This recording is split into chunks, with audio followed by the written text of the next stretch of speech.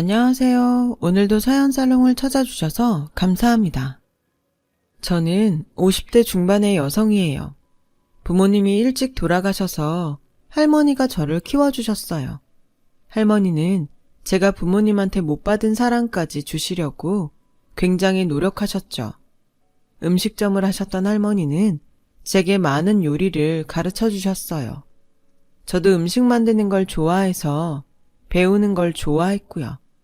그래서 대학도 처음부터 전문대 호텔 조리학과를 목표로 했고 무난히 합격했어요. 졸업 후 한 호텔에 취직했고 이제 할머니한테 효도할 수 있겠다 싶었죠. 하지만 할머니는 제가 취직하고 얼마 안 돼서 지병으로 돌아가셨어요. 호텔 주방일은 많이 힘들었지만 그게 할머니를 잃은 슬픔을 잊게 해주기도 했어요. 저는 나중에 할머니를 만나면 부끄럽지 않은 요리사가 되겠다고 다짐하며 힘든 하루하루를 이겨냈죠. 그런 저를 눈여겨보신 셰프님이 제게 이직을 제안했어요. 여기서 그동안 힘든 거 다 해왔으니까 잘 적응할 수 있을 거야. 민주 씨가 직접 레시피 짜서 음식 만들 수 있는 기회도 많고. 제가 정말 잘할 수 있을까요? 아직도 배워야 될 게 많은데 괜히 셰프님한테 짐만 될 것 같아요. 그런 걱정하지 마. 이제 직접 해보면서 하나씩 깨우쳐 나가도 될 때야. 나는 민주 씨가 같이 해줬으면 좋겠어. 잘 생각해봐. 저는 많은 고민 끝에 결국 셰프님을 따라가기로 했어요. 제 마음껏 레시피를 개발해서 만들 수 있다는 게 참 매력적이었거든요. 그렇게 제가 가게 된 곳은 한식 레스토랑이었어요. 상견례나 특별한 날에 많이 오는 고급 한정식을 주로 하는 곳인데 생각했던 것보다 메뉴들이 형편없었어요. 명색이 고급 한정식집인데 메뉴들은 일반 식당에서 볼 수 있는 것 뿐이더군요. 셰프님과 저는 거의 매일 밤 늦게까지 레시피를 개발하고 음식을 만들어서 먹어보고 서로 평가하며 고쳐갔어요. 그런 노력 끝에 몇 가지 메뉴가 탄생했고 곧 손님들한테 선보이게 됐어요. 원재료 때문에 가격대가 조금 올라서 걱정이 됐는데 생각했던 것보다 손님들 반응이 좋았어요. 특히 젊은 층에서 많이 좋아해서 입소문을 타게 됐죠. 덕분에 레스토랑은 갈수록 매출이 올랐어요. 저는 제가 해냈다는 느낌에 너무 뿌듯했죠. 그러던 어느 날 셰프님이 또 다른 제안을 하셨어요. 여기 사장님하고 아는 분이 자기 레스토랑에 셰프를 소개해달라고 하셨다는데 민주 씨 한번 해볼래? 거기서도 지금처럼 레시피를 개발하면 돼. 완전히 거기 직원이 되는 건 아니고 사장님이 파견 형식으로 하실 거래. 여기로 다시 돌아올 수 있는 거죠? 물론이지. 민주 씨가 오겠다고 하면 얼마든지 올 수 있어. 저는 그렇게 몇 개월 만에 다시 직장을 옮겼어요. 거기도 한식 레스토랑이었는데 주방이나 메뉴 상태는 이전 레스토랑보다 훨씬 안 좋았어요. 총괄 셰프가 레스토랑 사장 아들이라길래 저는 주방 배치 순서를 먼저 바꾸자고 건의했어요. 최민주 씨 말도 맞지만 직원들 의견도 들어봐야죠. 일단 얘기해 볼게요. 그보다 먼저 레시피부터 개발해 주세요. 라며 조금 떨떠름하게 말하더라고요. 저는 괜한 말을 했나 싶었지만 기왕 할 거면 제대로 해야 된다는 생각이 들었어요. 그래서 주방에 대한 이야기도 좀 더 강력하게 하면서 전 나름대로 레시피도 개발했어요. 처음 레시피를 만들어 음식을 내놓자 총괄 셰프의 표정과 말투가 부드러워졌어요. 이 정도면 바로 손님들한테 내놔도 되겠는데요? 솔직히 최민주 씨 처음 봤을 때는 너무 젊은 사람을 보낸 게 아닌가 좀 걱정이 됐는데 다시 봤네요. 라며 좋아하더군요. 그 다음부터 직원들이 저를 대하는 태도도 달라졌어요. 주방 배치도 제가 말한 대로 바뀌었고요. 저는 밤 늦게 끝나고 아침 일찍 시작하는 힘든 일과에도 매일 자는 시간을 쪼개서 레시피를 개발했고 그 덕에 2가지 메뉴를 더 첨가할 수 있었어요. 총괄 셰프인 어머니인 사장님도 새로운 메뉴들이 반응이 좋다며 칭찬하셨죠. 그 무렵 그 총괄 셰프가 제게 사귀고 싶다며 데이트 신청을 했어요.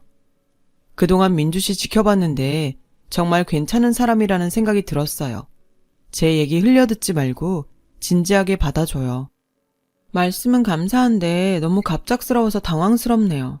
저는 여태까지 셰프님을 그런 식으로 생각해 본 적이 없어서요. 라며 조심스럽게 거절했지만 그는 끈질겼어요.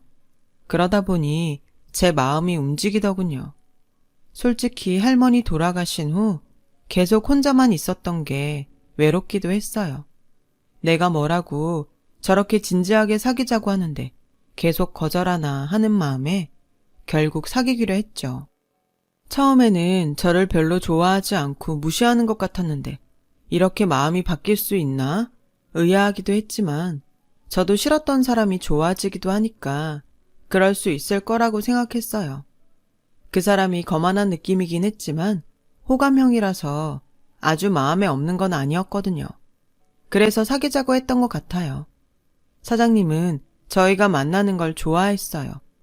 눈빛이 차가워서 대화하기 어려워서 저도 모르게 피할 때가 많았는데 자기 아들과 사귄다고 하니 오히려 친절해지더라고요. 저는 그동안 사장님을 오해한 것 같아서 죄송한 마음이 들었죠. 그래서 전보다 일도 더 열심히 하고 사장님한테도 더 잘했어요. 저와 그 사람이 사귀는 걸 비밀로 했어요. 하지만 사장님이 저를 반말로 이름을 부르며 거의 며느리 대하듯 하자 저와 총괄 셰프가 사귄다고 다들 눈치를 챘죠. 민주야, 너만 괜찮으면 우리 사귄다고 정식으로 말하고 결혼도 생각했으면 좋겠어. 직원들은 말 안 해도 다 알고 있는데 우리가 계속 모르는 척하면 분위기만 나빠질 것 같아. 우리 사귀는 거 밝히는 건 좋은데 갑자기 결혼이라니 나하고 한마디 상의도 없이 혼자 결정한 거예요. 그래서 지금 너한테 말하잖아. 왜? 결혼하는 건 별로야? 우리 사귄 지 얼마 안 돼서 그래? 난 결혼이라는 건 솔직히 사귄 시간하고 상관없다고 생각하는데. 그래도 이건 아닌 것 같아요. 일단 사귄다는 말만 해두는 게 좋지 않을까요? 앞으로 어떻게 될지 모르는데 결혼 얘기는 함부로 안 했으면 좋겠어요. 꼭 사귀다가 헤어질 것처럼 말한다. 내가 너한테 그것밖에 안 됐던 거야? 라며 섭섭해했지만 저는 쉽게 결혼 얘기를 받아들일 수 없었어요. 사귄 지 얼마 되지도 않았고 저는 윗사람이기도 했고 어쩐지 그 사람이 좀 어려워서 계속 존댓말을 썼거든요. 그리고 그 사람과의 결혼은 정말 머릿속에 그려지지가 않았어요. 총괄 셰프는 공식적으로는 저와 사귄다고만 사람들한테 이야기하고 뒤에서는 저와의 관계를 묻는 사람들한테 결혼할 거라고 한 모양이더라고요. 직원들은 당연히 제가 그 사람과 결혼한다고 믿고 있더군요. 아니라고 해도 괜히 뺄 거 없다며 제가 내숭 떤다고 생각해서 일일이 설명하는 것도 포기했어요. 그러고 얼마 후부터 그 사람이 좀 이상한 행동을 했어요. 제가 개발한 메뉴들을 요리하는 장면들을 사진으로 일일이 찍고 레시피 과정을 하나하나 직접 다시 쓰더라고요. 이걸 왜 다 사진을 찍는 거예요? 레시피는 또 왜 다시 쓰고요? 이렇게 해두면 기록으로 남길 수 있을 것 같아서 그래. 이거 개발하느라고 얼마나 고생했어. 이게 다 추억이잖아. 라는데 저를 그만큼 생각해주나 보다 하고 고맙게 생각했죠. 총괄 셰프는 그렇게 제가 개발한 메인 메뉴 3가지를 전부 기록했어요. 그리고 별일 없이 시간이 흘렀어요. 저하고 총괄 셰프가 결혼한다는 소문도 좀 잠잠해졌을 때였어요. 사장님이 귀한 손님들을 모신다며 저에게 특별히 요리해달라고 부탁하시더군요. 처음부터 끝까지 민주 네가 해주면 의미 있고 정말 좋겠는데 손님들도 영업시간 끝난 후에 오니까 다른 직원들은 남아달라고 하기도 좀 그렇고. 네, 알겠어요. 손님들 몇 분 오시는지 알려주시면 미리 준비할게요. 고마워 정말. 이건 내가 따로 챙겨서 사례할게. 아니에요. 그러지 않으셔도 돼요. 라고 하자 사장님은 다시 한번 고맙다며 잘 부탁한다고 하셨어요. 저는 손님들이 오는 날짜에 맞춰서 코스를 짜고 재료들을 준비했어요. 사장님 손님들은 영업시간이 끝나고 1시간 후에 오셨고 그 전부터 준비하고 있던 저는 혼자서 요리를 하느라 너무 분주했어요. 총괄 셰프가 제가 한 요리를 내갔고요. 처음부터 끝까지 정신이 하나도 없었지만 무사히 그날 일정을 마쳤어요. 그리고 일주일쯤 지났는데 사장님과 총괄 셰프가 절 부르더군요. 둘 다 표정이 굳어서 분위기가 좋지 않았어요. 사장님은 다짜고짜 저한테 최민주 씨, 저번에 내가 부른 손님 중에 큰 식당 하는 사람 있잖아. 그 사람한테 레시피 넘겼지. 지금 그 사람 식당에서 그날 나온 음식이 2가지가 팔리고 있다고. 우리한테 어떻게 이럴 수 있어? 네? 그게 무슨 말씀이세요? 저는 어떤 분이 오시는지도 몰랐어요. 그리고 그날 음식들은 아직 정식 메뉴에 내놓지도 않은 건데 제가 어떻게 다른 분한테 레시피를 넘겨요? 그러니까 민주 씨가 넘긴 거지. 누가 넘겼겠냐고. 그날 다른 직원들 한 명도 없었는데 다 끝나고 나갈 때 슬쩍 준 거 아니냐고. 아니에요. 저는 거기 계신 분들 아무도 몰라요. 이 사람도 몰라? 정말? 하며 사장님이 사진을 내밀었는데 저는 봐도 잘 모르겠더라고요. 근데 그날 나갈 때 저한테 수고했다며 따로 인사를 한 분이 있긴 있었는데 그분인 것 같긴 했어요. 이거 봐. 내가 이럴 줄 알았어. 최민주 씨, 어떻게 우리한테 이럴 수 있어? 이건 배신이지. 이 바닥에서 이런 짓 하고 살아남을 줄 알았어? 전 정말 아니에요. 음식하기도 바쁜데 제가 레시피를 줄 새가 어딨어요? 그럼 누가 그랬다는 거야? 그날 민주 씨하고 우리 지훈이밖에 더 있어? 지훈이가 그럴 리가 없잖아. 저는 총괄 셰프를 쳐다봤지만 그 사람은 저를 완전히 외면하면서 최민주 씨, 이건 있을 수 없는 일이에요. 미안하지만 나가줘야겠어요. 저희는 이렇게 신이 없는 사람하고 일할 수 없어요. 이거 우리가 법적으로 문제 삼으려면 얼마든지 삼을 수 있어요. 네? 법적 문제라니요. 이건 오해예요. 그리고 이 레시피들은 제가 개발한 건데 그게 왜 법적 문제가 되죠? 뭘 모르는 모양인데 최민주 씨가 개발했어도 이 메뉴들은 우리 레스토랑 거예요. 이미 우리가 상표권 신청해서 받고 레시피 특허권도 다 받았어요. 저는 정말 충격에 빠졌어요. 그동안 그 남자가 제 요리 과정을 일일이 사진으로 찍고 다 기록한 건 특허권을 신청하기 위해 자료로 내기 위한 것이었던 거죠. 그때야 개인이 개발을 해도 상표권이나 특허권이 회사에 소속되는 경우가 지금보다 훨씬 많았지만 저한테 말도 없이 등록했다는 데에 배신감을 느꼈어요. 민주 씨, 결혼 얘기 나오면 계속 피했잖아. 지금 생각해보면 그게 다행인 것 같네. 이런 사람인 줄 모르고 결혼했으면 큰일 날 뻔했어. 라는 총괄 셰프의 적반하장에 저는 기가 막혀서 죽을 것 같았어요. 그 당시 저는 정말 너무 순진했던 것 같아요. 너무 쉽게 그 사람들을 믿었고 제 레시피를 눈앞에서 고스란히 빼앗긴 거죠. 저는 결국 예전 직장으로도 돌아가지 못하고 레스토랑에서 쫓겨나고 말았어요. 2달 정도는 너무 억울해서 잠도 못 자고 밥도 제대로 먹지 못했어요. 그러다 처음 저를 추천하셨던 셰프님이 찾아오셨어요. 그 사람들 아무래도 처음부터 작정하고 민주 씨 레시피를 노린 것 같아. 요식업계도 갈수록 치열해진다고 하지만 너무 치사하네 정말. 내가 괜히 민주 씨 추천하는 바람에 이런 일을 겪은 것 같아서 미안하네. 이게 어디 셰프님 잘못인가요? 양심 없는 그 사람들이 문제죠. 셰프님은 조만간 독립할 예정이라며 자기와 다시 같이 일을 하자고 했지만 저는 당분간 쉬고 싶다고 사양했어요. 요리 레시피는 한동안 쳐다보고 싶지도 않았거든요.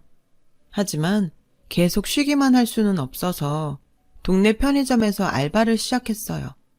그러다가 어느 날부터인가 웬 할머니가 자꾸 왔다 갔다 하는 게 보였어요. 할머니는 식당에 들어가서 밥을 먹고 계산을 안 하고 나와서 식당 주인에게 한 소리 듣기도 하고 건물 한쪽에 쭈그려 앉아 있기도 했어요. 저는 돌아가신 할머니가 생각나서 할머니한테 빵이랑 우유를 드렸어요. 할머니는 좋다고 드셨는데 그러고서 그만 옷에 설사를 하시더라고요. 저는 당황하지 않고 화장실로 모시고 가서 속옷을 가져다가 갈아입혀 드렸어요. 할머니가 제 손을 꼭 잡고 고맙다고 하시는데 저도 눈물이 났어요. 돌아가신 할머니 손처럼 따뜻했거든요. 그 뒤로 할머니가 소화 기능이 떨어지신다고 생각하고 집에서 할머니가 먹기 좋은 음식들을 만들어서 편의점에 갖고 나왔어요.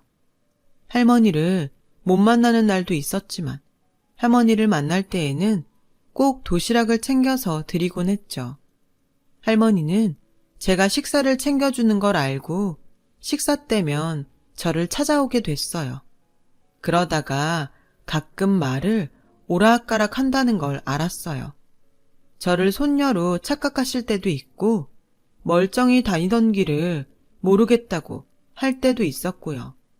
한 번은 편의점에 들어오셔서 선체로 소변을 보는 거였어요. 그제야 저는 할머니가 치매일 수도 있겠다는 생각이 들었어요. 동네에서는 그 할머니를 다들 노숙자라고 알고 있었거든요. 저는 혹시 몰라서 할머니가 맨 가방 속을 보려고 했지만 할머니는 제가 가방에 손만 대려고 해도 꽉 쥐고서 놓지를 않았어요. 할머니, 혹시 수첩 같은 거 없어요?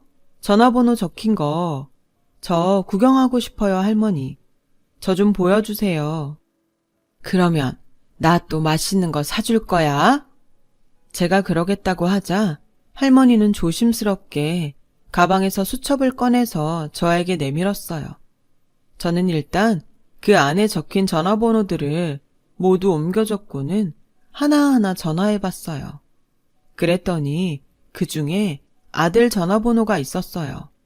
아들과 며느리는 집이 지방이라면서 당장 찾아오겠다고 했고 한참 후에 온 가족이 외제차를 타고 편의점 앞에 나타났어요.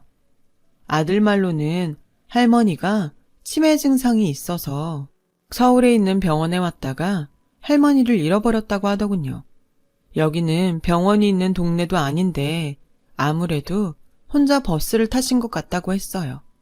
손녀까지 와서 할머니한테 안겨서 우는 걸 보니 가족들이 할머니를 많이 찾았던 것 같더라고요. 할머니는 가족들과 함께 가면서 저에게 아가, 잘 있어? 라고 했고 저는 그 말에 눈물이 쏟아졌어요. 할머니도 건강하시고 병도 나으셔서 오래오래 사셔야 해요. 라며 가족들과 차를 타고 가는 할머니를 배웅했어요. 할머니가 가고 나니 저는 다시 마음이 허전하더라고요. 하지만 그 일을 계기로 저는 다시 레시피를 연구하고 요리를 할 수 있게 됐죠. 당장 다시 취직을 하고 싶지는 않았지만 매일 조금씩 레시피를 개발했어요. 그렇게 얼마 정도 지났는데 할머니 아들한테서 연락이 왔어요. 어머니가 아무래도 아가씨가 만들어주셨던 음식을 찾는 것 같아요. 그 레시피를 우리한테 알려줄 수 없을까요? 저는 할머니에게 해드렸던 요리 레시피들을 알려드렸고 아들분은 다시 제게 연락을 해와 할머니가 잘 드신다고 고맙다고 했어요. 생각해보니 우리 어머니 큰일 날 수도 있었는데 아가씨 덕분에 이렇게 건강하게 다시 우리를 만난 것 같아요. 그래서 아가씨한테 사례를 하고 싶어요. 어머니도 아가씨 보고 싶어 하는데 여기 한번 올 수 있겠어요? 저는 사례는 필요 없다고 했지만 그건 안 될 말이라며 저보고 꼭 오라고 하더군요. 저는 그냥 금일봉 정도 주려니 생각하고 지방에 있는 할머니 댁에 갔다가 깜짝 놀랐어요. 마당도 마당이지만 집도 정말 어마어마하게 넓더라고요. 할머니 아들은 지방에 있는 큰 기업을 운영한다고 했어요. 할머니는 저를 보더니 우리 아가 왔다며 무척이나 반가워하셨어요. 아들 말로는 할머니가 좋아지지는 않았지만 요즘은 컨디션이 괜찮다고 하더군요. 아가씨 알아보는 거 보니 다행이네요. 요새는 음식도 정말 잘 드세요. 아가씨한테 고마운 거 투성이에요. 그런 말씀 마세요.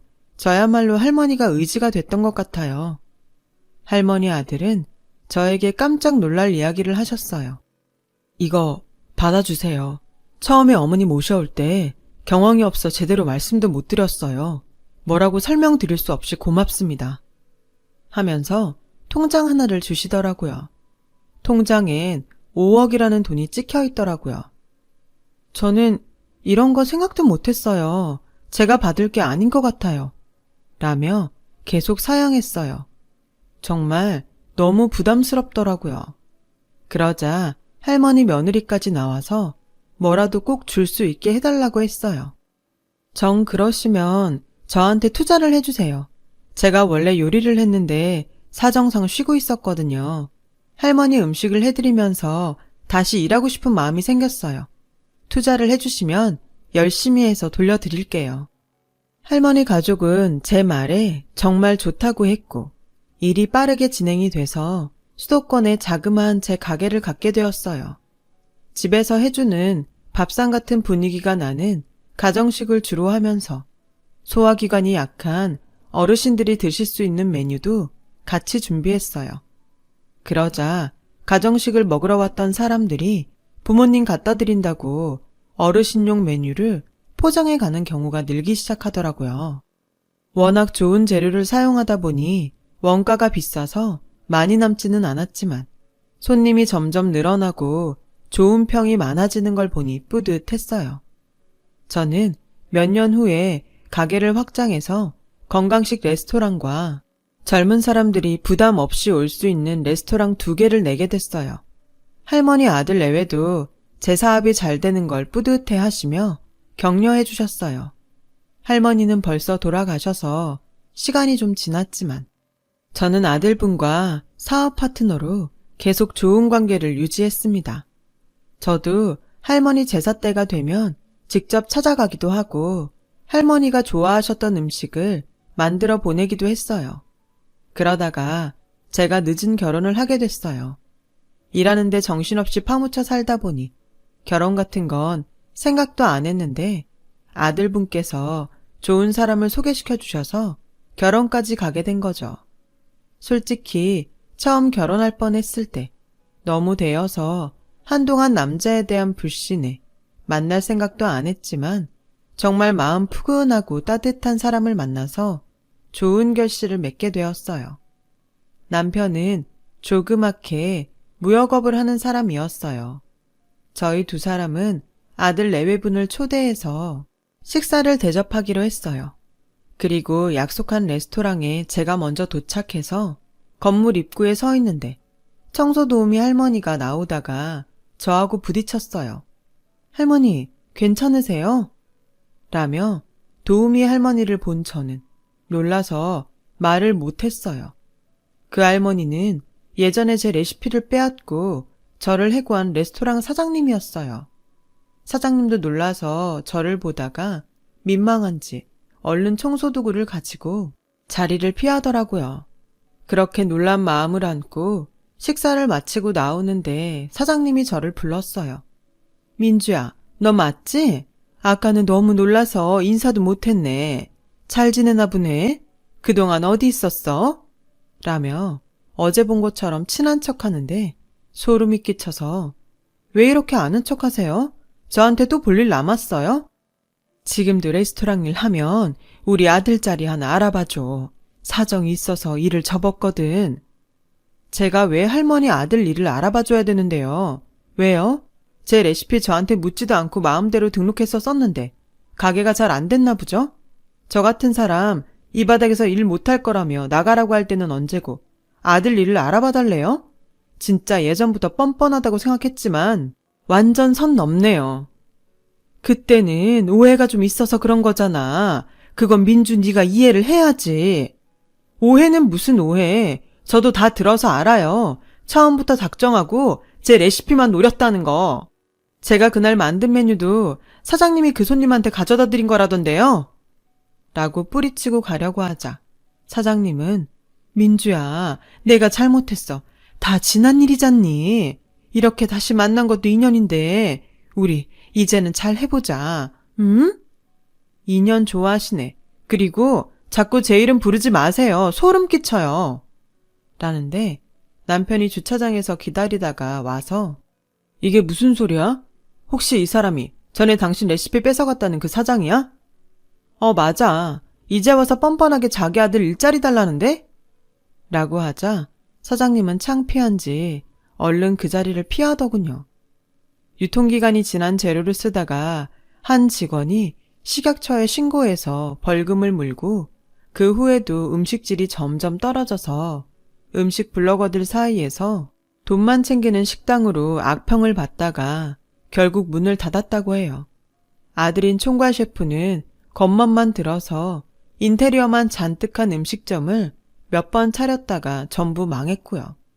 지금은 일도 제대로 못하고 여기저기 전전한다는 얘기만 들었어요. 다 자업자득이라고 생각해요. 자기가 노력하지 않고 남의 것 가로채서 편하게 하려니까 그런 결과가 나왔다고 생각해요. 그 후로 다시 그들을 만날 일은 없었어요. 저는 여전히 할머니 아들 내외와 연락하며 잘 지내고 있어요. 남편하고 사이에서 딸도 두었고요. 요즘은 우리 할머니 생각이 더 많이 납니다. 제가 이렇게 성공한 건 할머니가 하늘에서 보살펴 주셨기 때문이라고 믿고 있어요. 할머니가 좋은 인연을 저에게 보내주신 거라고요. 가진 것들을 잘 베풀면서 주변을 돌보며 살아가려고 노력하겠습니다. 긴 얘기 들어주셔서 감사하고요. 모두 행복하고 건강하셨으면 좋겠어요. 오늘도 좋은 하루 되세요. 여러분, 사연 댓글에 응원과 현명한 조언 부탁드려요. 좋아요와 구독은 저에게 큰 힘이 됩니다. 오늘도 좋은 일 가득하세요.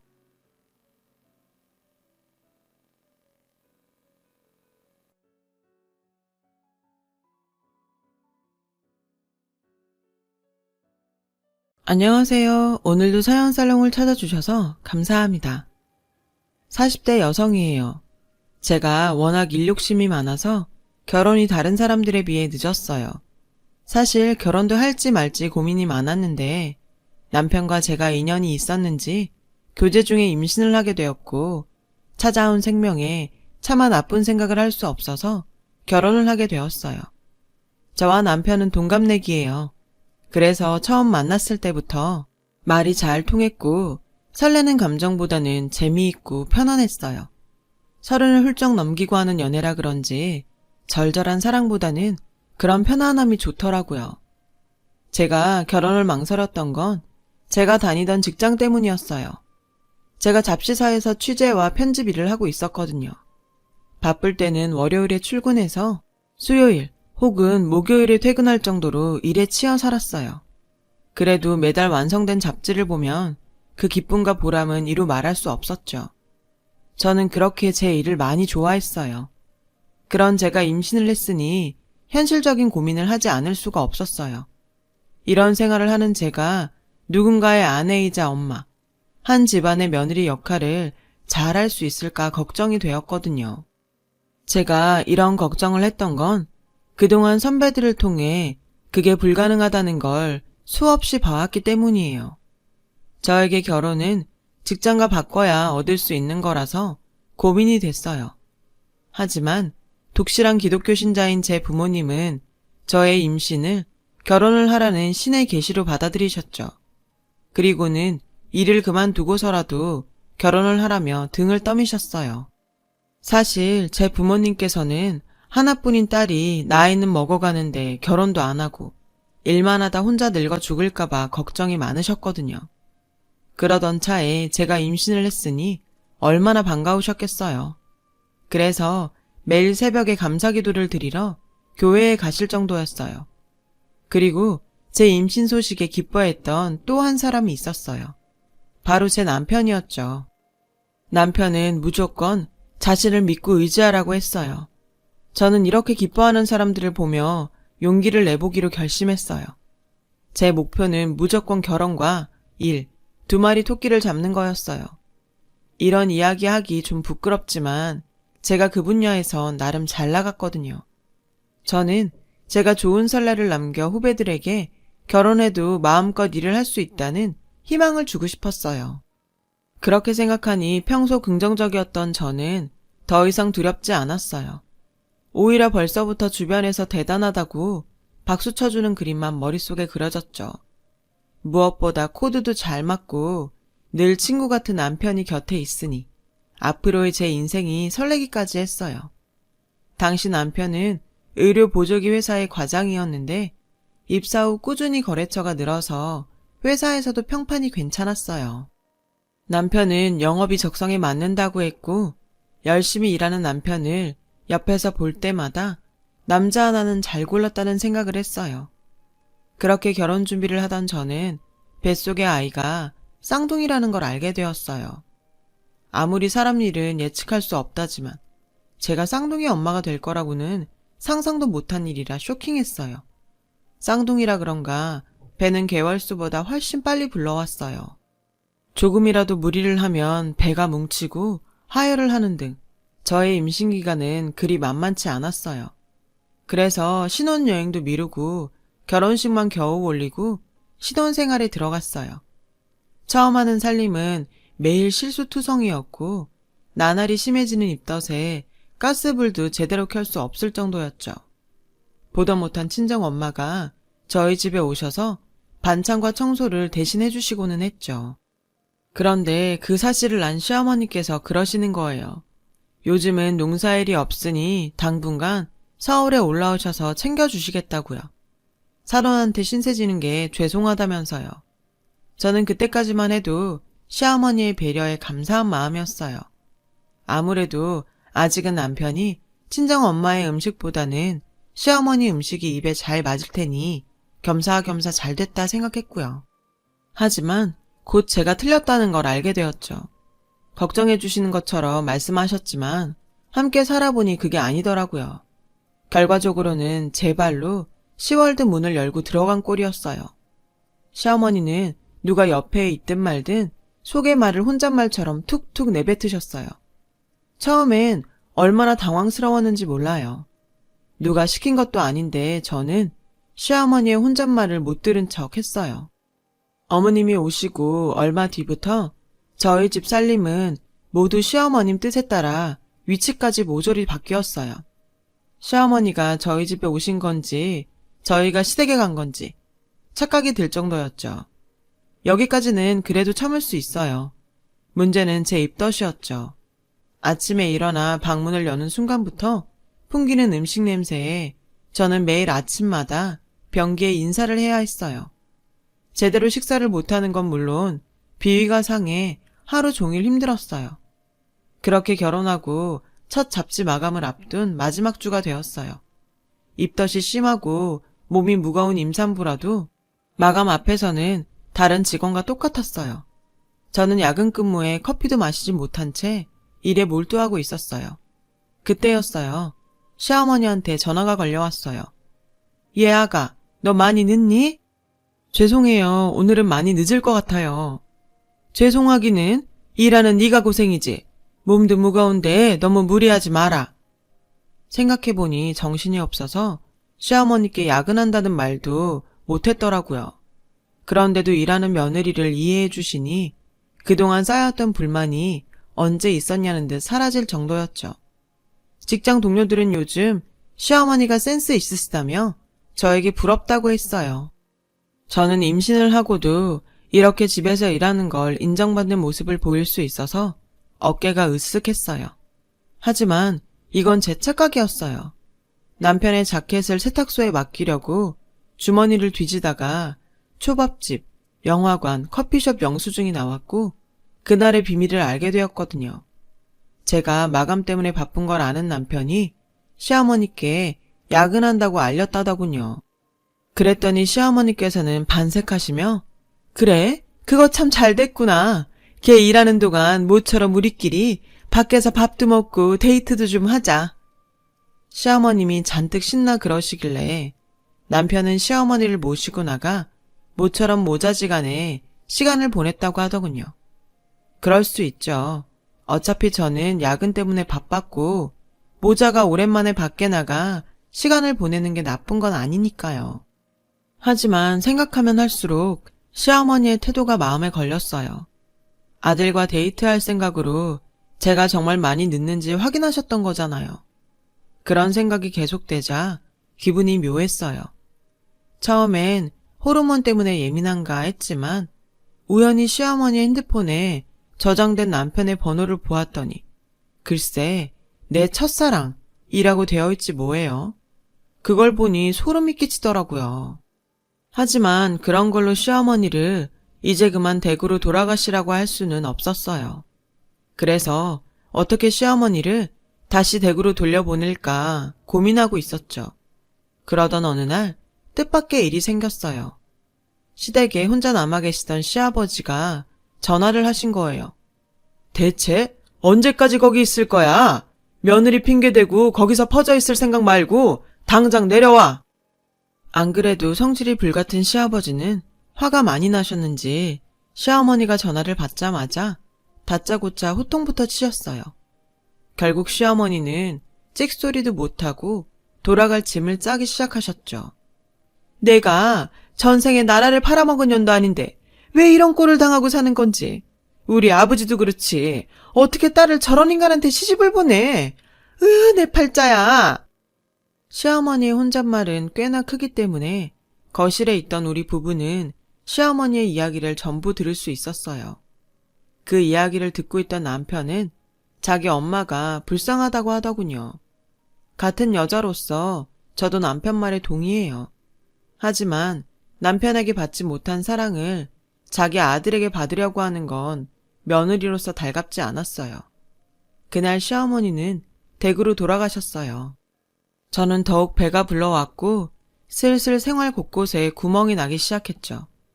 평소 완벽주의자인 저는 그게 은근히 스트레스였고 급기야 응급실 신세를 지게 되었어요. 계속 이러면 뱃속의 아이가 힘들어요. 노산이만큼 주의가 필요합니다. 당시 35이던 저는 의사 선생님으로부터 노산이라며 주의해야 한다는 얘기를 들었어요. 그 소리에 친정엄마는 육아휴직을 하던지 아니면 회사를 그만두라고 잔소리를 하셨어요. 남편 역시 처음으로 저에게 회사를 그만두라는 말을 하더군요. 자기가 일하고 싶어 하는 건 알지만 이러다 우리 애들이 잘못될까봐 무서워. 그래서 말인데 지금은 쉬는 게 어때? 일은 애 낳은 뒤에도 할 수 있잖아. 당신 몫까지 내가 열심히 벌게. 응? 친정엄마는 남편의 말에 옳았구나 하며 저에게 회사를 그만두라고 했어요. 호기롭게 2마리 토끼를 모두 잡겠다고 나섰던 저는 현실의 벽에 부딪혀 결국 하나를 손에서 놓고 말았어요. 처음에는 육아휴직을 하려고 했는데 3개월밖에 인정이 되지 않아서 울며 겨자 먹기로 사직을 하게 되었어요. 주변에서는 이참에 마음 편히 쉬라고 했지만 어림없는 소리였죠. 저는 쌍둥이 출산을 무사히 마친 뒤 돌까지만 육아를 하고 이후엔 다시 복직을 하자고 각오를 다졌어요. 하지만 쌍둥이 육아는 생각처럼 쉽지 않더라고요. 엄마는 하나인데 애는 둘이니 아주 미칠 것 같더라고요. 모유 수유는 꿈도 못 꿨어요. 제때 밥을 먹지 못해서인지 모유가 빨리 말라버렸거든요. 몸무게도 무려 10kg나 빠졌고요. 쌍둥이 육아로 인해 따로 운동할 필요가 없더라고요. 대신 빠진 살만큼 체력도 떨어졌고 제 삶의 질도 떨어졌어요. 가끔 너무 죽을 것 같을 땐 친정엄마가 와서 아이를 봐주셨어요. 하지만 친정엄마도 직장 생활을 하고 계셔서 저녁 때가 다 되어서야 오셨죠. 그즈음 남편은 부장으로 승진해서 퇴근이 더 늦어졌어요. 결혼 전에 자기만 믿고 의지하라고 하던 남편은 코빼기도 보이지 않았어요. 덕분에 저는 말로만 듣던 독박 육아 신세가 되어버렸죠. 몸은 힘들고 바쁜데 마음은 외로운 게 그야말로 심신이 모두 괴로웠어요. 나중에 알았죠. 산후 우울증이라는 걸요. 하지만 남편은 제가 힘들다고 하소연을 할 때마다 시큰둥했어요. 사회생활을 하느라 자기가 더 힘들다며 집에서만큼은 쉬게 해달라고 하더군요. 저는 어이가 없었어요. 남편은 화가 나서 아무 말도 하지 않는 저에게 이렇게 말했어요. 빨래는 세탁기가 하고 밥은 밥통이 다 해주잖아. 자기는 애만 보면 되는 거 아냐. 애랑 같이 잘 수도 있고 얼마나 좋아. 투정 부리지 말고 나 좀 이해해주라. 이게 무슨 개벽다귀 같은 소리래요. 저는 저의 하소연을 투정이라고 말하는 남편을 봐줄 수 없었어요. 그래서 남편과 쌍둥이를 놔두고 집을 나와 호텔로 갔어요.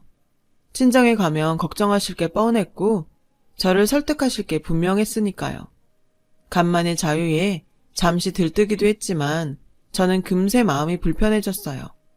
이왕 이렇게 된 거 그냥 즐기면 되는데 왜 이 순간에도 집 걱정을 하고 있는지 생각할수록 화가 났어요. 이런 제 자신이 너무 싫더라고요. 3시간 정도 지나자 남편이 저에게 문자를 보냈더라고요. 지금 이게 무슨 짓이야? 애 엄마가 애만 두고 나가면 어떡해?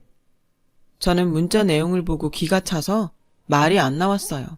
자긴 애 아빠 아닌가요? 결혼 전에는 코드도 맞고 말도 잘 통하던 남자는 어디 가고 이런 꼰대 같은 아저씨가 되다니. 정말 이 남자랑 결혼을 한 게 그렇게 후회가 되더라고요. 당신도 애 아빠니까 나 대신 잘 해봐. 당신 말대로 청소랑 밥은 기계가 하니까. 당신은 애만 보면 되잖아. 애랑 같이 자면 되니까 얼마나 좋아? 남편이 했던 말 그대로 문자로 보냈어요. 남편은 제 문자에 화가 났는지 그때부터 전화를 하기 시작했어요. 저는 더 약이 오르게 전화기를 꺼버렸죠. 아이 울음소리 없는 조용한 호텔방에 혼자 있자니 나도 모르게 눈물이 났어요. 결혼을 현실이고 육아는 희생이라고 왜 아무도 말해주지 않았을까요? 모든 게 다 원망스러웠어요. 방해하는 사람도 없는데 잠도 이루지 못하고 결국 새벽에 체크아웃을 했어요. 그래도 엄마라고 남편은 밉지만 쌍둥이 걱정이 되었거든요. 그 후 저와 남편은 감정의 골이 더욱 깊어졌어요. 소통이 안 되는 이유였죠.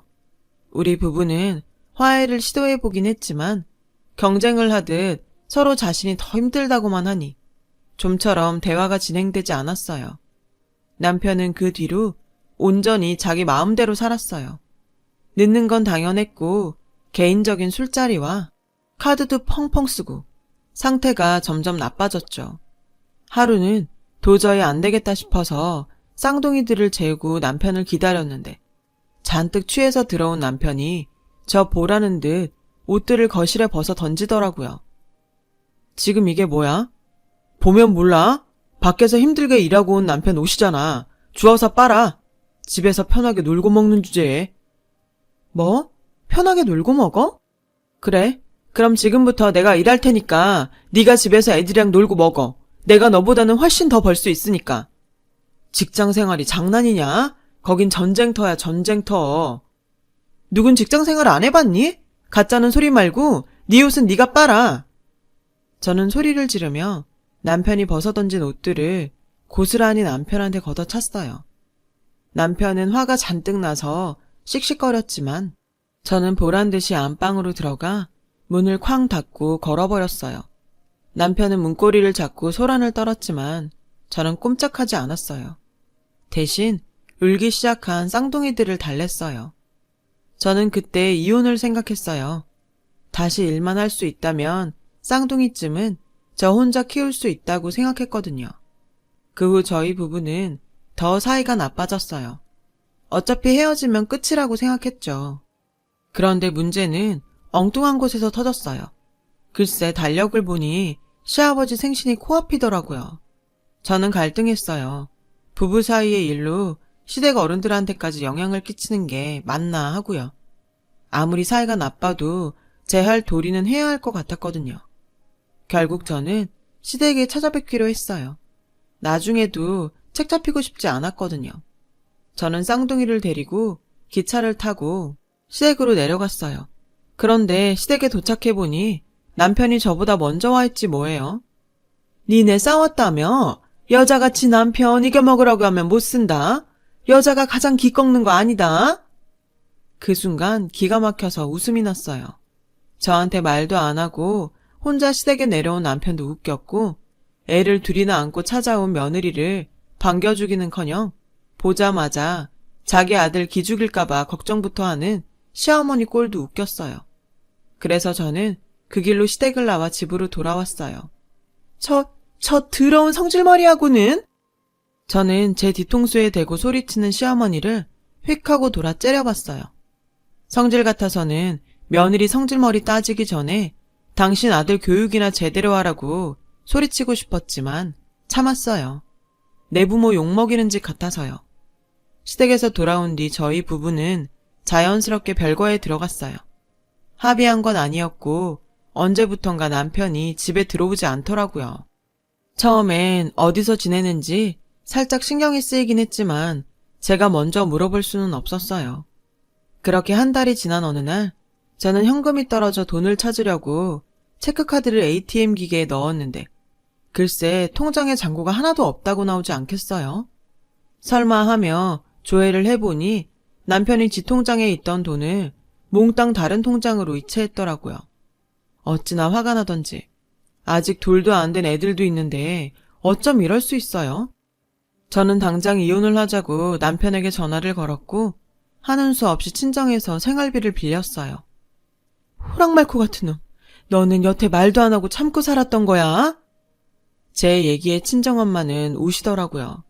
그 모습을 보는데 속에서 천불이 났어요. 그 후로 저는 이를 악물고 돈을 벌 궁리를 했어요. 복직을 할까 사업을 시작할까 별의별 생각을 다 했죠. 제가 아는 지인들에게 전화를 돌렸고 선배의 도움으로 스타트업 회사에 취직을 하게 되었어요. 감사하게도 제 상황에 맞춰 회의가 있는 주 1회만 출근을 하도록 해주었어요. 그간의 경력을 살려 집에서 블로그와 SNS를 통해 제품 홍보를 하게 되었어요. 전에 잡지사에서 제품 홍보에 따른 마케팅 경험도 있어서 일은 그리 어렵지 않았어요.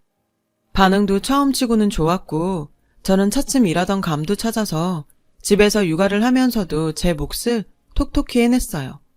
비록 피곤하고 힘든 날의 반복이었지만 성취감 덕에 그런 건 아무 상관없었어요.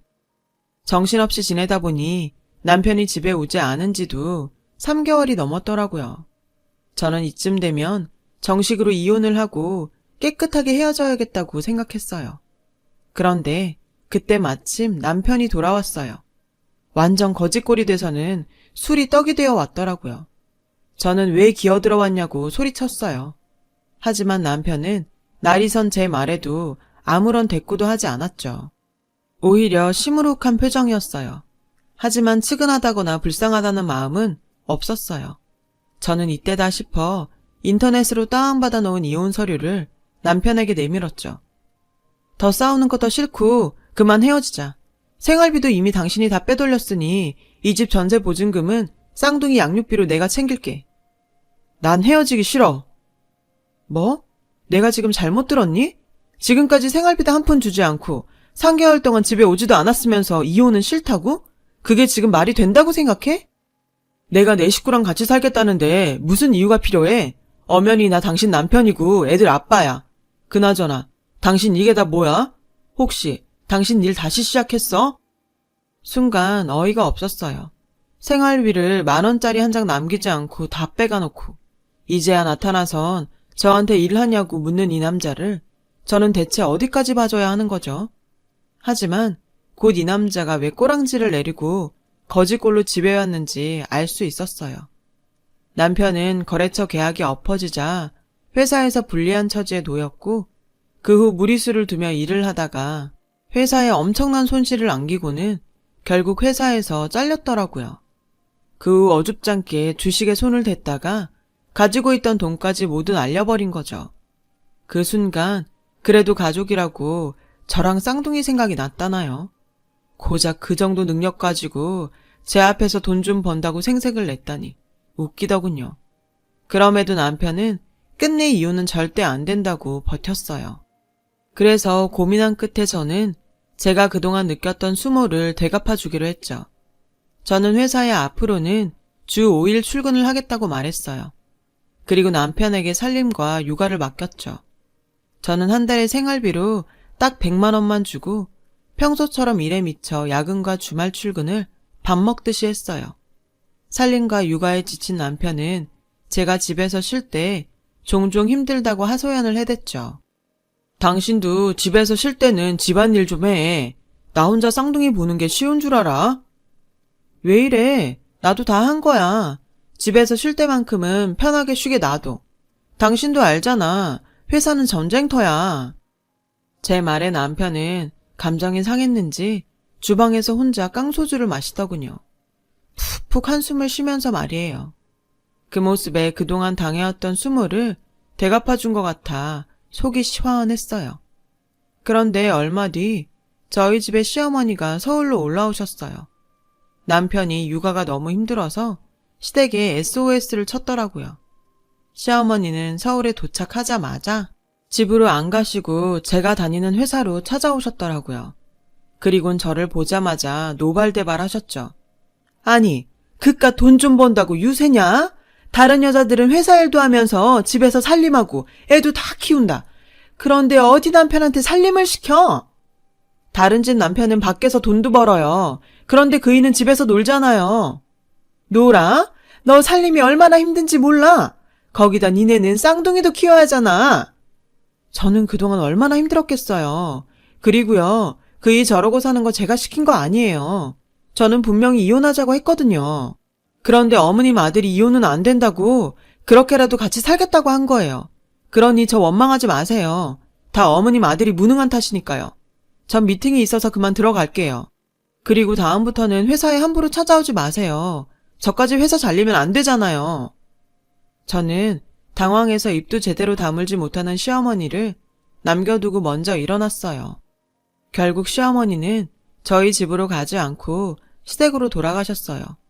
지 엄마 손이라도 빌리려고 했던 남편은 억울하면 취직하라는 엄마의 잔소리를 듣고는 분해서 깡소주를 먹더라고요. 저는 남편에게 생활비 말고 용돈으로 50만 원을 더 주기로 했어요. 쌍둥이들도 어린이집에 보내게 되었고 재취업을 위해 자격증이라도 따라고 남편에게 말했죠. 당신도 자격증이라도 따서 재취업해. 언제까지 이러고 살 수는 없잖아. 학원비는 내가 대줄 테니까. 고마워.